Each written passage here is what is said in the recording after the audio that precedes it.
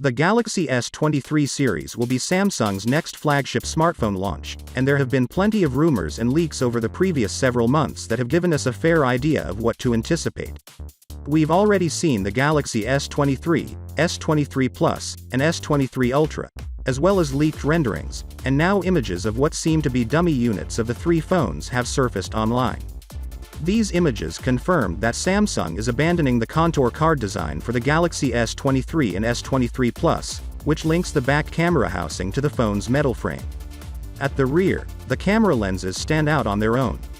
Meanwhile, the Galaxy S23 Ultra seems to be almost identical to the Galaxy S22 Ultra, which is to be anticipated. The four cameras might be a 12 megapixels back ultra-wide camera, a primary 200 megapixels rear wide-angle camera, a first telephoto 10 megapixels camera with 3x zoom, and a second telephoto 10 megapixels camera with 10x magnification. The Galaxy S23 Ultra specs were also recently leaked, revealing that it would include a 6.8-inch screen, a Snapdragon 8 Gen 2 CPU, 12 GB of RAM, up to a terabyte of storage, and a 5000 mAh battery capacity. However, the design of these dummy units varies from the one shown in leaked renderings, which showed a SIM slot on the side rather than the bottom.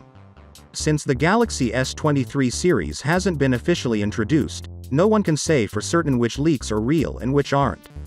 The Galaxy S23 series is scheduled to be launched in early February, with sales reported to begin on February 17th. Speaking of SIM slots, as you may be aware, corporations sometimes duplicate one another, which is really a good thing for customers since technology advances swiftly.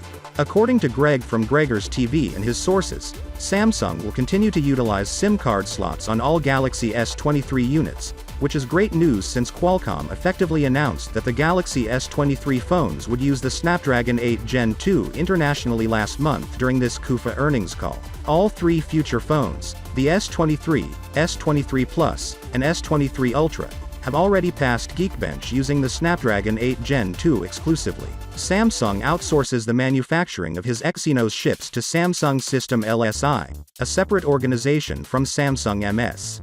According to the latest reports, Samsung is now developing a new chipset AP development team inside their mobile business.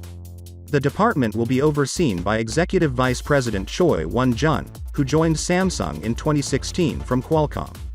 Rumors suggest that Samsung wants to offer its first exclusive custom processors to the Galaxy S series in 2025, with no plans to introduce new Exynos flagship chips in 2023 or 2024.